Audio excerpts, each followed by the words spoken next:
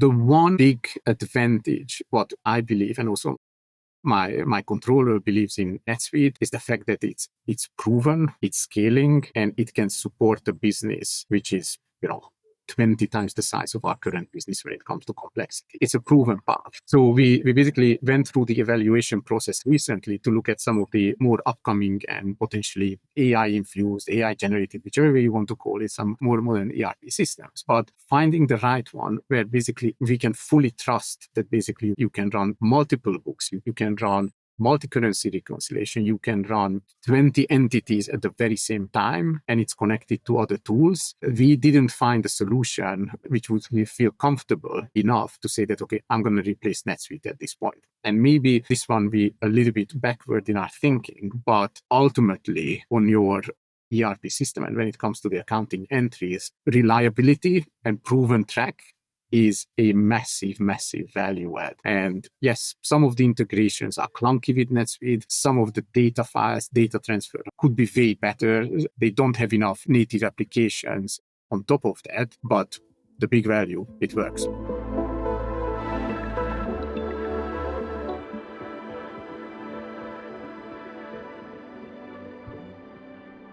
Hey, Andras, super excited to have you today at our Finance Unscripted podcast. Thank you so much for joining. I was so excited for our conversation. You had absolutely fantastic experiences at the great companies. So very much looking forward for our conversation. Thanks, Albert. Thank you for the opportunity to share thoughts, and hopefully they will be interesting. Absolutely. One thing I wanted to start with, big part of your career you spent as a CFO in highly regulated fintech businesses. And then your last role is at a more traditional SaaS company. I'm curious, what is the big difference being CFO in a regulated company and in a non-regulated company? The biggest difference is you actually represent the company towards the authorities, and also in terms of the number of rules and number of regulations that you have to meet is a higher bar in terms of responsibility. But the way I see it is that ultimately compliance is part of running the business, and compliance is a risk management.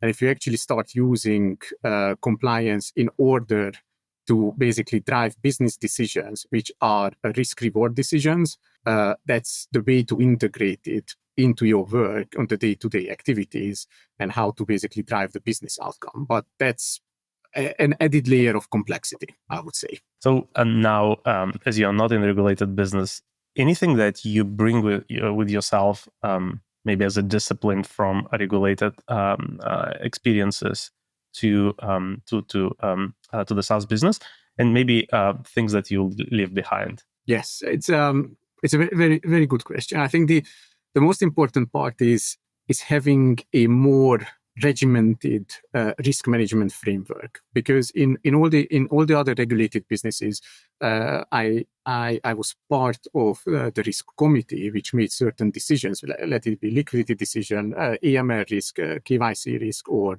potentially regulatory risks, and that required the proper framework as the businesses were mature.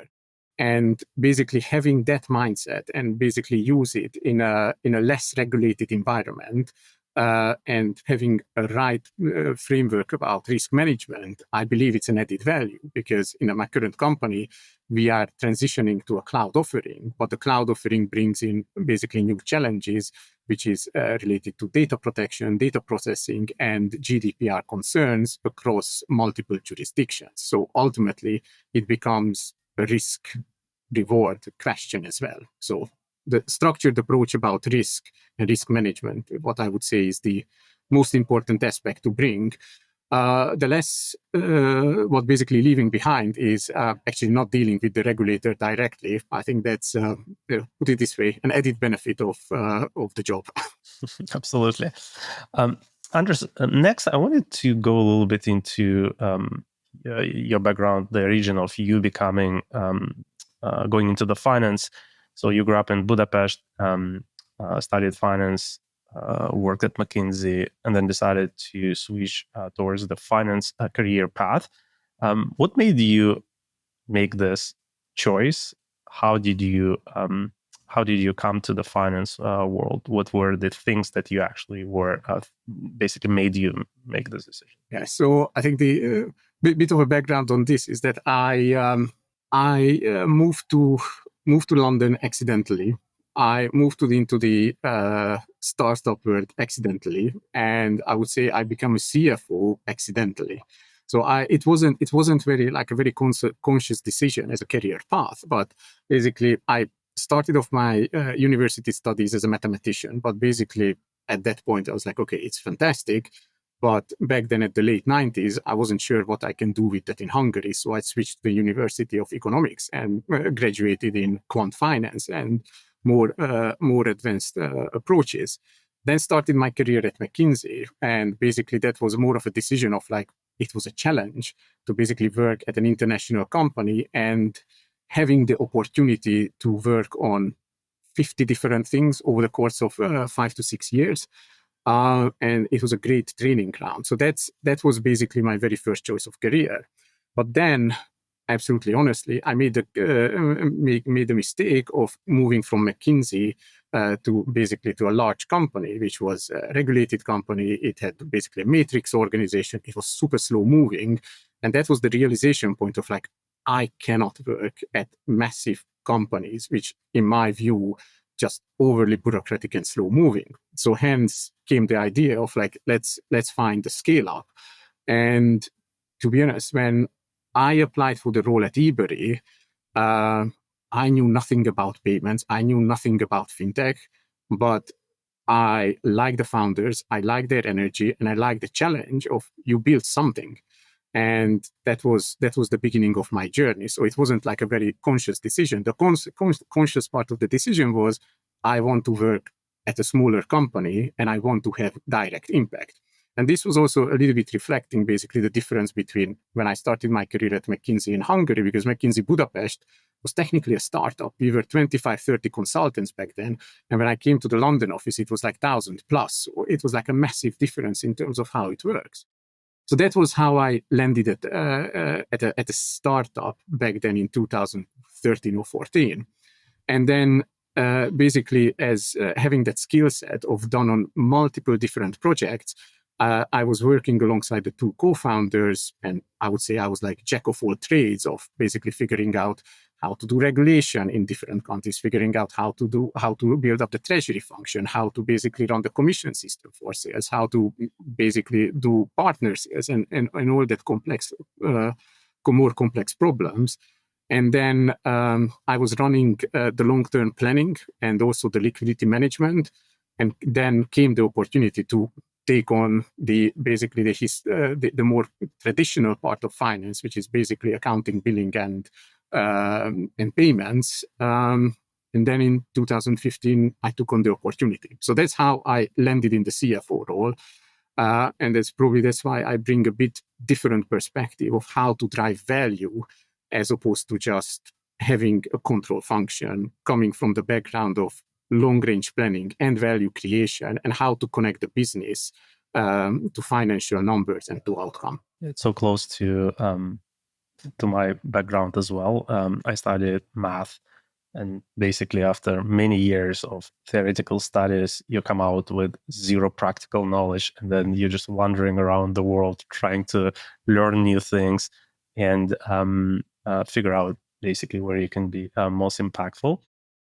Maybe just going back to that journey that you just described, what do you think are fundamental knowledge or skills that you acquired that made you better prepared for the role of the CFO that you have today? I got a 13-year-old son who started his high school in the UK. And the one thing I'm trying to encourage him and to learn is that the most important thing is structured problem solving, ability to decompose a problem into solvable pieces, and being able to communicate. And I think these are, and sorry, the fourth one is to really to adopt and try to work in all different types of situations. And all of that is coming from what I would say my formative years at McKinsey, because these are the skills that you build up. And it doesn't matter whether you are basically a fintech regulated business or a SaaS business or a marketplace, or let it be a manufacturing business. Problems are everywhere. You have to solve them. You have to drive the results, and that structured thinking is the most important skill in my view that took me where I am at the moment. Because I think, as I mentioned to you, I knew nothing about payments. I knew nothing about FX, but it's about being able to learn and solve the problems directly. Being in McKinsey for a very short time myself, probably it's one of the best places in the world to learn that structured problem solving. The next topic I wanted to cover is transition from consultant advisor to operator. So those are two very different roles, and problem solving that you learn through years at consulting is incredibly helpful. But then there are many other things you need to have as an operator. So my question is, so tell me a little bit more about this experience and what you had to unlearn from this transition. Yes. So this was one of the most humbling experiences of my professional career. And when I started at eBay, I thought that, oh, great, I can move a lot of things. And yes, you can. But reality was, it took me, I would say, easily 15 to 18 months until I would say I fully understood how the business works, how it operates.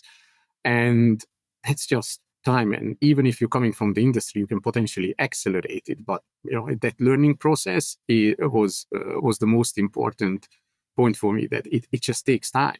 So, and then the key point I think you asked was that what were the points to unlearn? And as a consultant, you work on projects after project. So you basically put in teams and you learn how to work with that team, how to adapt to that environment.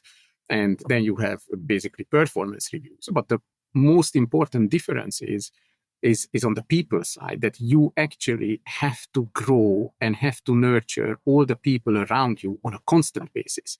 So basically, it cannot happen that, you give a bad feedback and you move on, but it is your responsibility to make sure that team member is actually successful and the team member can constantly grow.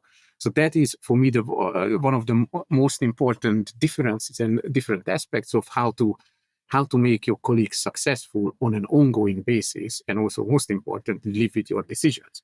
Related to that, one of the most important skills to pick up is to make the right hiring decision, because basically it's very easy to get people through the door, but getting through the right people, it's not that easy. And then you have to live with the consequences of your decision for a long period of time.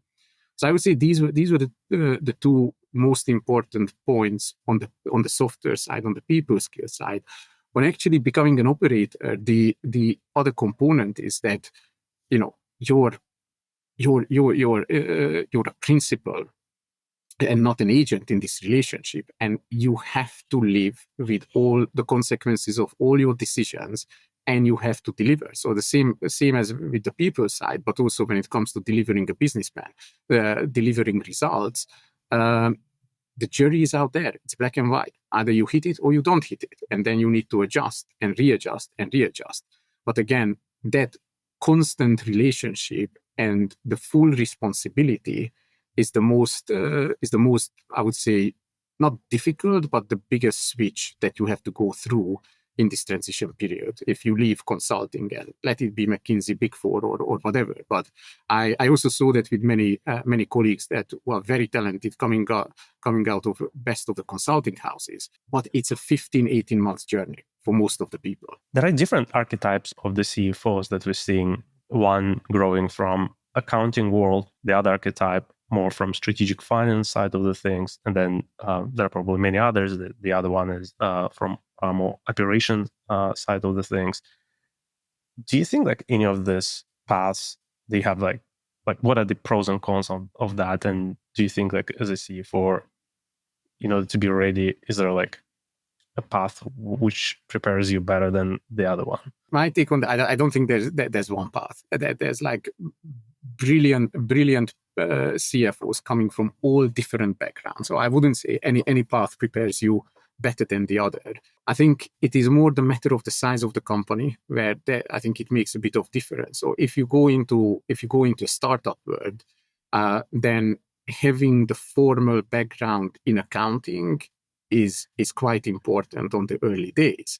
But as soon as you enter into the scale-up world, you can come from whichever background, because at that point, the team is big enough to make sure that you can compensate for your blind spot or basically for your weakness. In my case, I've never been in audit or at the Big Four, but basically running a team, I know how to do it. Running the controls, I know how to do it. But I haven't done accounting directly myself. But once you hit the scale-up world, you can recruit strong people, and it goes back to my previous point of like making the right hiring decisions is actually a skill. So the different path prepares you in a different way to get to the role, and beyond the size, I don't think it actually matters which background you're coming from. I think the most important point, in my view, to become a value-add CFO is you have to become a commercial partner to the business. You have to become a value-add partner to the business. And for that, basically having the ability to link operational actions to desired outcomes, which are operating KPIs, which are linked to financial outcome, and so and basically play and communicate it back to your peers and to the organization at the right way. That is the fundamental skill set, what is needed to become more of value driver as opposed to being a controller. One thing, Andras, you mentioned was around differences of the structure and the needs from CFO at the different stages of the company as well. So I wanted to transition a little bit to the time when you joined eBury. The company was at fairly early stage at that moment of the time. So can you talk a little bit about the team there? So what was the size of the team in finance, and what were the first hires that you made? How you actually were thinking about the building the function during that time? Yeah, I mean, in terms of, I joined eBury as basically corporate development. So basically, it was quasi a chief of staff role of building the business. So I was working alongside the finance team. So I didn't have the finance team. I didn't have the responsibility for the finance team until 2.5 years into my journey. And at that point, the team was already, I would say, I can't remember exactly, but it was a team of 6 or 7. So probably if I jog my memory a little bit, I can name everyone in the team. But back then the structure was that we had a head of FC overlooking all the operational components. He was coming from BDO, if memory serves. So he had a more traditional, what I would say, accounting background. And then the team was organized into AP/AR, and basically there was one person dealing with the more complex matters. But reality was that we operated in a very complex environment in terms of the business model. At the surface looks simple, but what happened on the background was very, very complicated. And one of my learnings were that I should have made more investment into improving some of the skill set and getting a bit more seasoned technical accountants potentially into the business, which was one of my, I would say, bad decisions not to make that decision. And then I had to live with the consequences that when one of the audits were like pretty rough, to say the least. And that was again one of the humbling moments of my career, that I should learn from this. So what was the size of the business when you moved to the finance side of the things?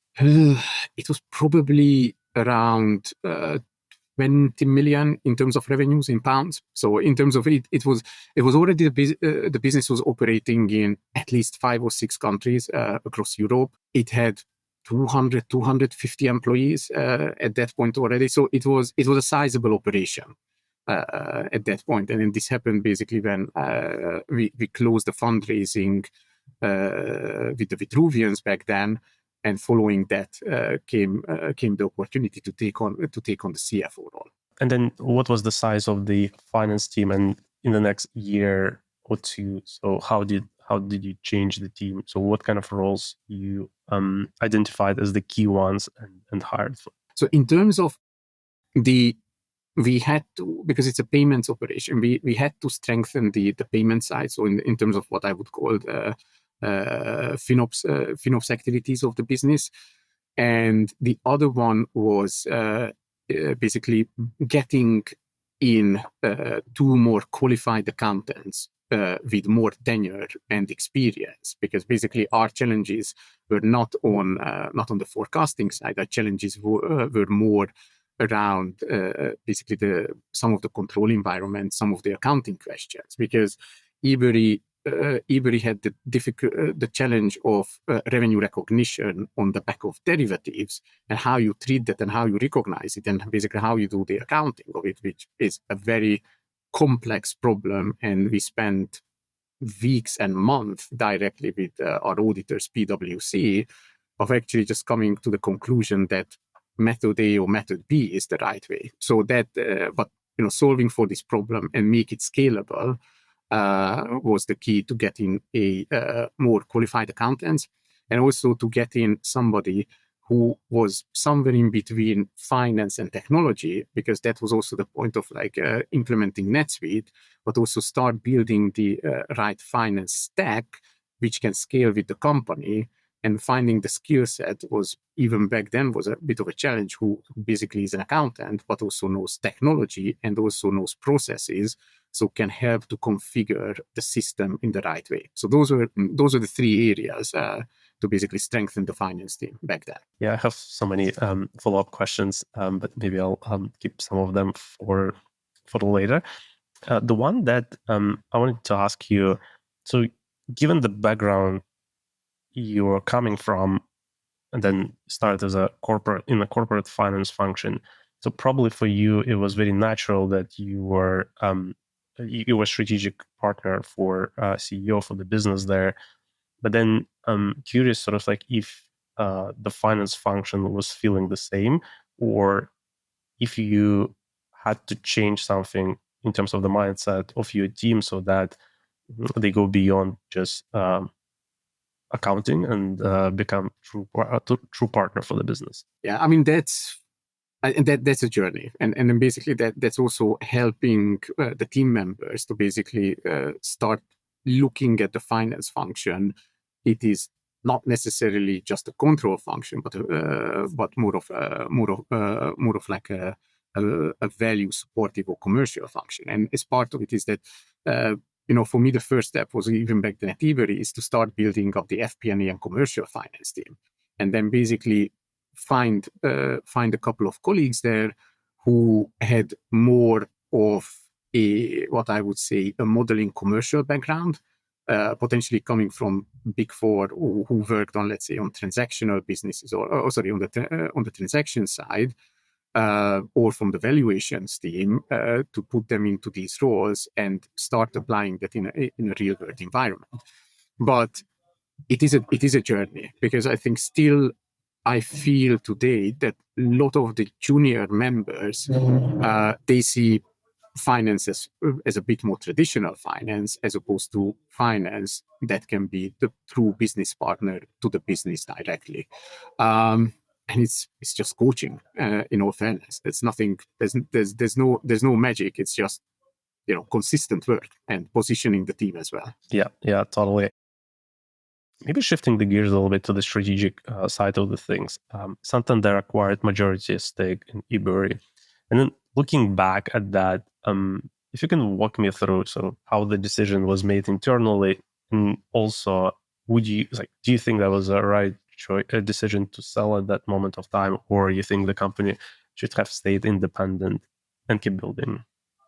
So I was partially involved that because that was basically the time after I left eBay. So in terms of just to answer the question directly, is I believe it was the right decision because some of the points about eBay, it's a very complex business model.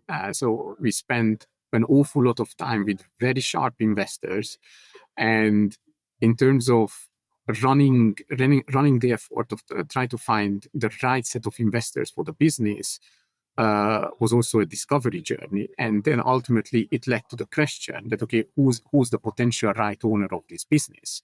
And basically it could be financial investors, but that pool, we're talking about back then in 2018 and 19, it felt fairly limited, who would fully embrace and understand the complexity of the business and accept the risk.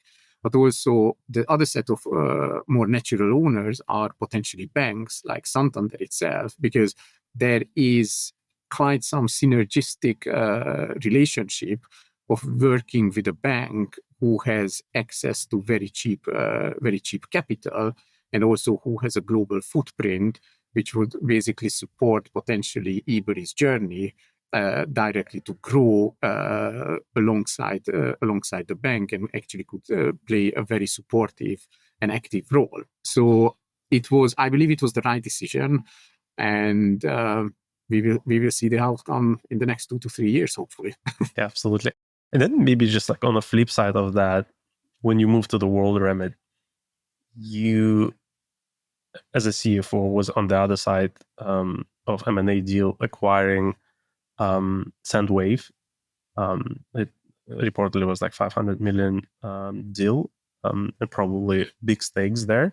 Can you walk me through a little bit about sort of like how you were thinking about in terms of value creation? What was the role of the finance team in this acquisition? One of the highlights of my career so far, to actually start the process from A to Z and to finish it at Z. And I think the one other added interesting component of the transaction was that it happened during COVID. So basically, we went through the diligence process absolutely online, and we only met twice, basically the CEO of the company. So that was interesting times, but it proved the point that you can do deals if the underlying data is clean enough and to do it. In terms of the role of finance and my role in the transaction was, so I took the lead when it comes to all the diligence work, and that diligence was a comprehensive diligence, starting with the commercial diligence, going through the financial diligence, running the tech diligence, running also the compliance and regulatory diligence, because that was another regulated business. And on top of that, we had to have certain consideration from the competition authorities as well, to deal with that level of complexity. So that was basically 80%, 90% of the work was led by the finance team primarily. In terms of some of the negotiation was done by the CEO directly with the founders of that business in itself. So in terms of the transaction, we went through the complete diligence phase, made the recommendation, did all the analysis what is needed, and then once we got closer to the point of like, yes, we would like to make an indicative offer and then a binding offer, we also started the financing process, because as you mentioned, it was like a massive transaction, more than 500 million in terms of value, and in terms of structuring the deal, arranging the financing was another very complex piece of work that had to be done on time.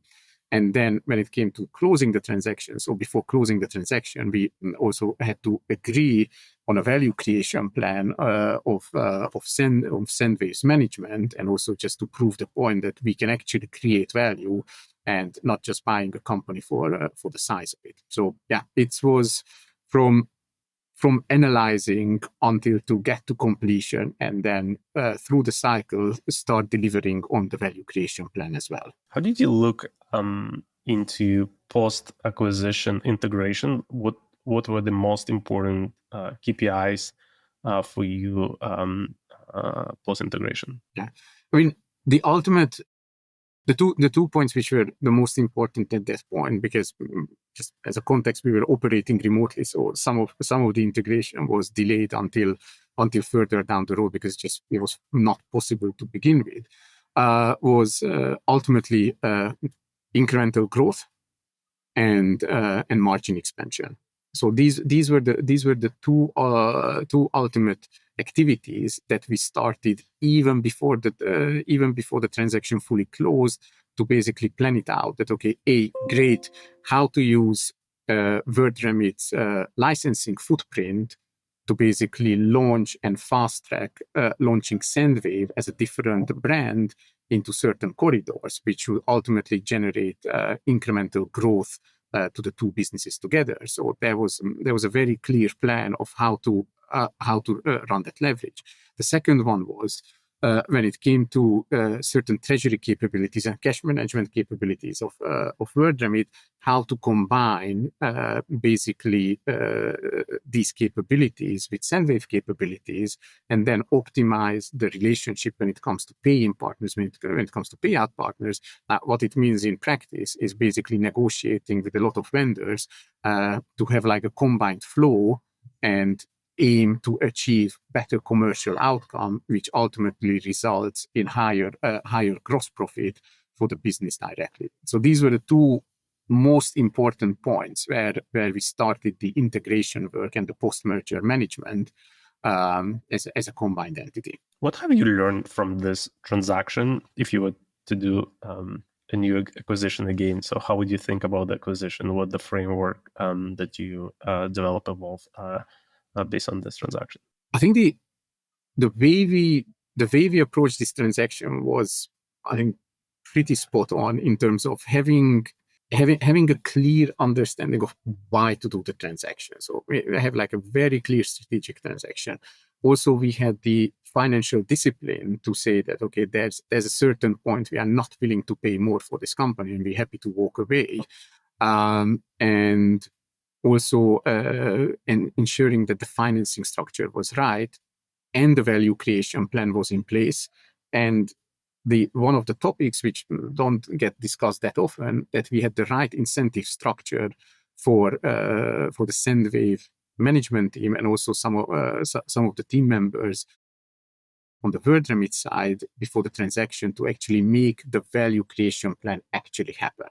So all of these components, I would say, quite well thought through in this transaction, and I would do the same. And of course, there are certain learnings that we could have done better.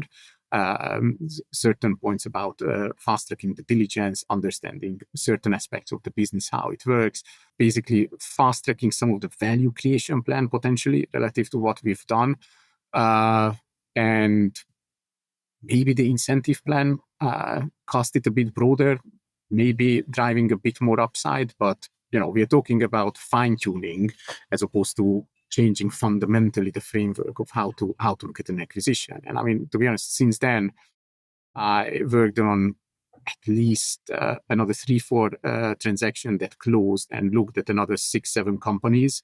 I'm still using this framework that, does it make strategic sense? And then does it make financial sense? And then can we afford it? And that's once you through that filter, great, then you can start thinking of everything else. But until that's done, don't waste time on the other components. Makes sense. Maybe broadly speaking about the capital markets. So what we've seen right now, or like recently, there were a lot of changes in the way how companies stayed private for a longer term than before. Now IPO market is opening up. We had a few big IPOs, Figma, and a few others, Klarna recently as well. So in your current position, like when you think about the capital markets, like what's your thinking? Do you think that IPO is still the that exit every private company should be thinking about, or you think that the world has changed and then there are sort of like different ways how to create the value and just like build a longer term business? It's an evergreen question. My personal view on this, that considering the size of private equity as an asset class and the ownership structure, which actually drives more long-term value creation, I don't think IPO is is the only desired outcome for privately held companies at this stage. I mean, I truly believe in the privately held model, where incentives could be aligned for the longer term, and also basically delivering results on, let's say, on a 6 or on an annual cycle, as opposed to being out there and try to basically make the numbers every single quarter, puts unnecessarily misalignment between long-term value creation versus short-term delivering the results. So, my take is that staying private for longer, I don't think there's anything bad with that, and ultimately there could be potentially more value created as a privately held company than basically being under the constant scrutiny of a quarterly reports and pressure to deliver results. Maybe shifting the gears a little bit, when you're talking about eBury, your first years there, you mentioned implementation of the NetSuite. At your current role at Leapwork, so how do you think about the modern finance tech stack? What are the most important sort of like foundational things that you were implementing first, and then so how do you make the most modern finance team today with all the software available out there? That's well, I don't know whether we're at the forefront of it, but I think we pay enough attention to make sure that we have a technology stack that can actually scale. So for me, ultimately, the decision point is that, okay, with an existing tech stack, can the company move from X to 10X without necessarily doing re-implementation on the journey? Because that decision point about the scalability, because if you take like every system, in terms of purchasing the system, implementing the system, start operating the system, this is easily, even if you have the fastest and best teams to basically deliver, this is 6, 9 to 12 months, depending on the complexity of the system, obviously. But these are long-term decisions. And yes, there's a proliferation of different tools, but what is the marginal benefit that the new tool actually brings? Is it stable enough? Is it basically something that can scale with you for 10x or potentially 20x? Is the ultimate questions that, we challenge ourselves as a team when we make technological decisions. So I think that's one part. The second part is that this is something that I learned in the other 3 roles previous, is that make sure that we put enough time in to define the desired outcome, define the processes before we actually make a technology decision. So making a decision slower actually pays off. I experienced it a number of times. It pays off multiple times if it takes another 2, 3, or 4 months relative to make a fast decision, but potentially the wrong decision itself. So that's another component. And now, basically, because we went at Leapwork, we went through the first iteration of basically putting in place a tech stack, which was like moving from a startup to a scale up. It's done. Now the next wave is, especially now that most of the systems are in for a year or 2 years, or maybe a little bit longer, is to think about simplification of the tools, because basically technology evolved at a pace. Also, the business evolved over the last 3 years.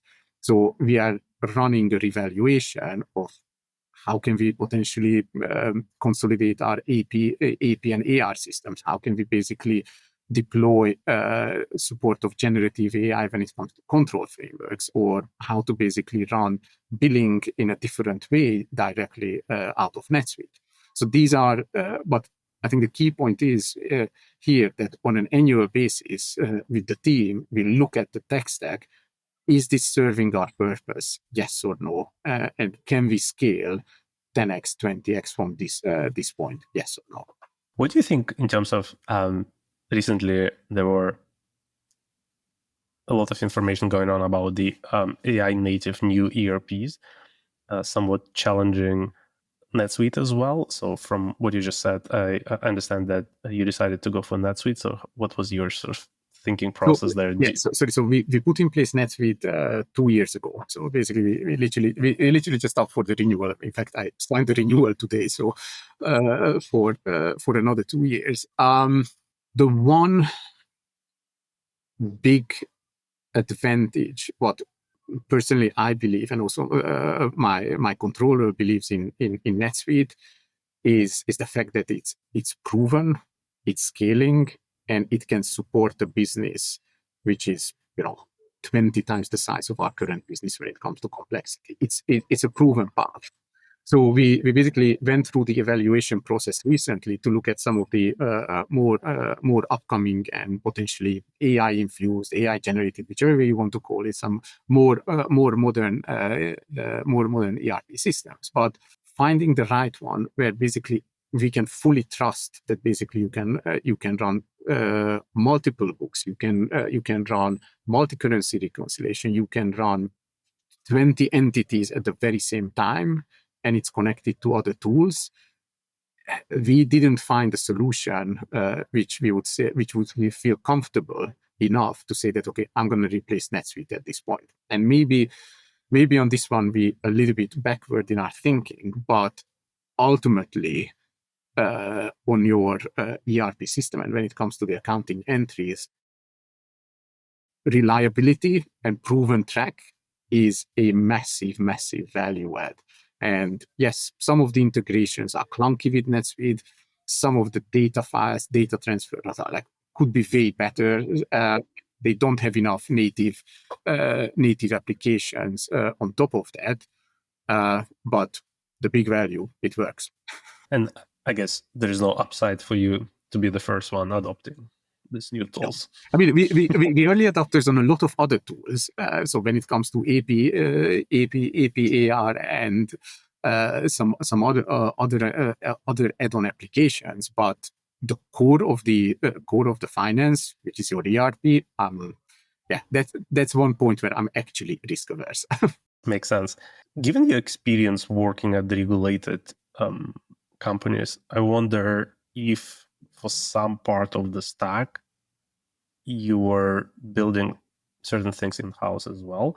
And if so, what was the decision-making process for buy versus build for the finance tools? So in terms of, well, actually, we had NetSuite at eBay, we had NetSuite at WorldRemit, we had NetSuite at DNA, and we have NetSuite at Leapwork. So probably you can see the pattern there in terms of reliability. But when it comes to let's say at WorldRemit, the financial operations component, that was something which was in between a buy and build, because there was a very big complexity, which was primarily a data problem to solve when it comes to reconciling with 200 different payment providers and payout solutions and 50 pay solutions directly. There was not a single orchestration layer or a data layer which would actually solve it single-handedly. So basically, we had to build in the core platform the right data structure in order to tailor to use some of the reconciliation tools directly. So it was a mixed solution that, yes, we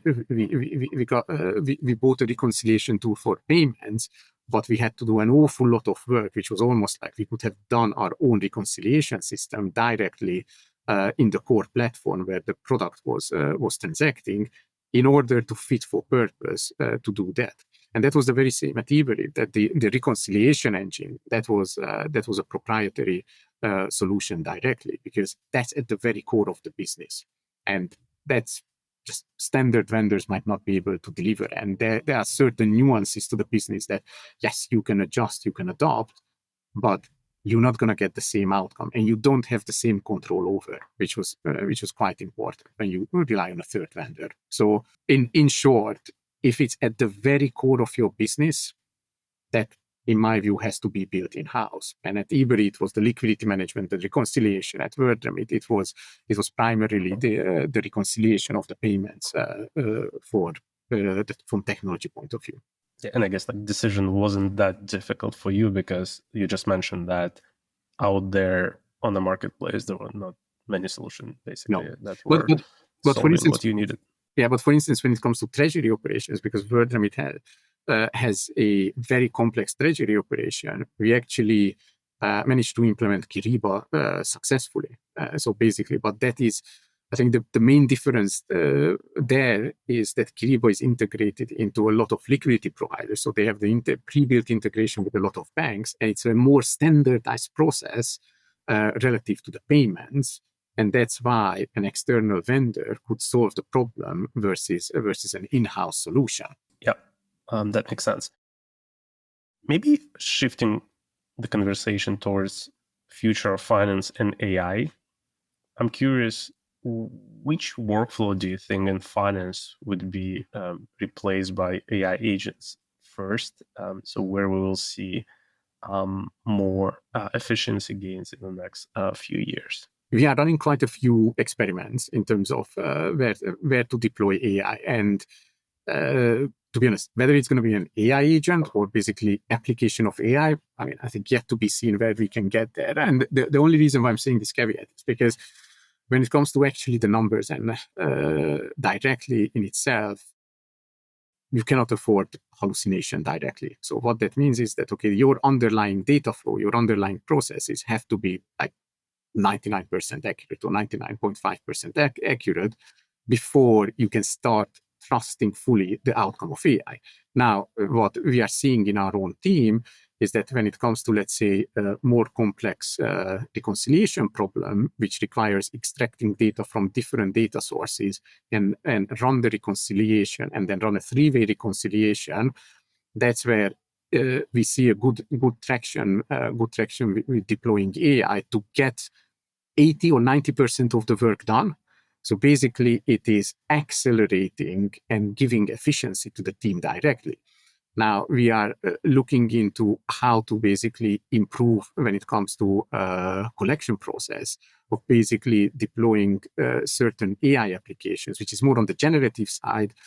This is what type of follow-up emails should we send out? So basically, okay, what is your first reminder, second reminder? Because yes, you have an automated emails, but basically to add a bit more intelligence and try to use AI to A, do the job, B, try to tailor the communication directly with your customers to basically make the collection directly. So that's where I expect to take out a fair amount of the what I would say highly low value add activity of sending out 15 chaser emails.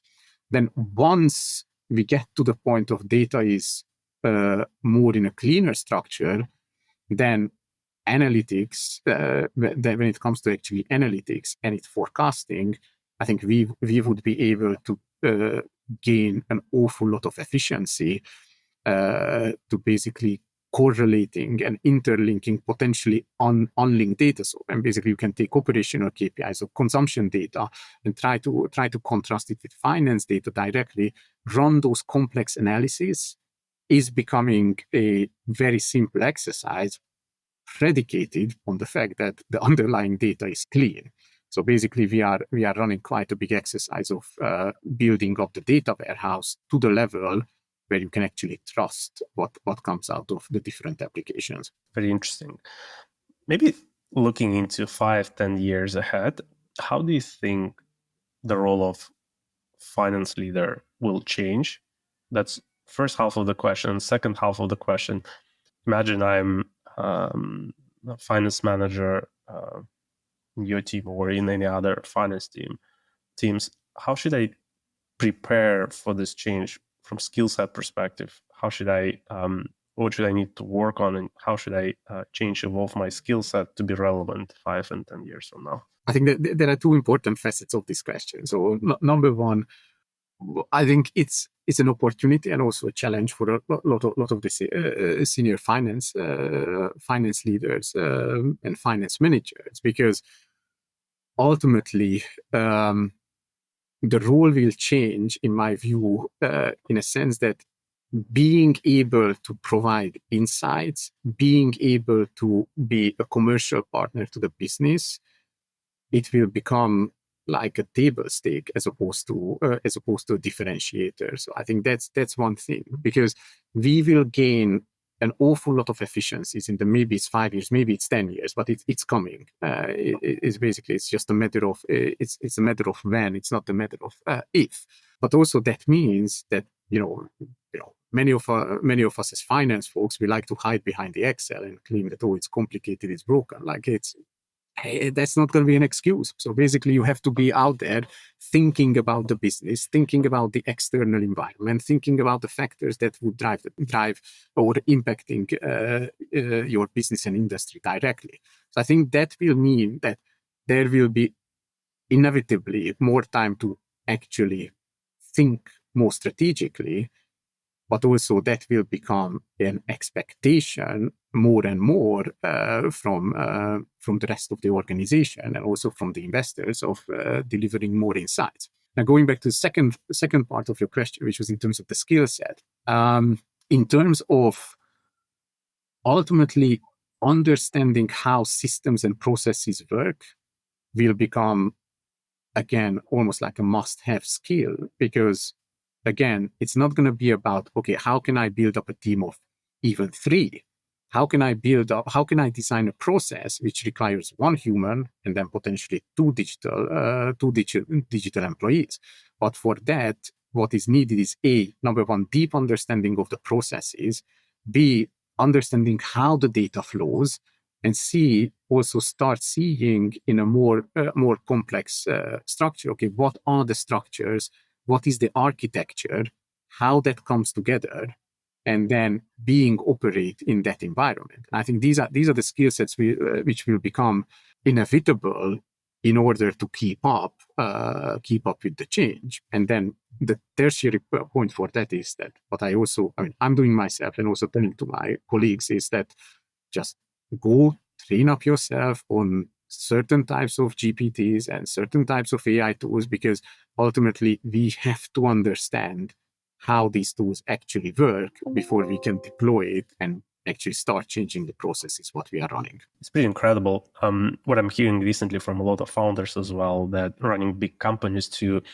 So before, it seems like everyone was trying to bring in managers in the company, but now, because some of them were quite far from the process and understanding how things work, for them it's very hard to change the process and really bring that innovation.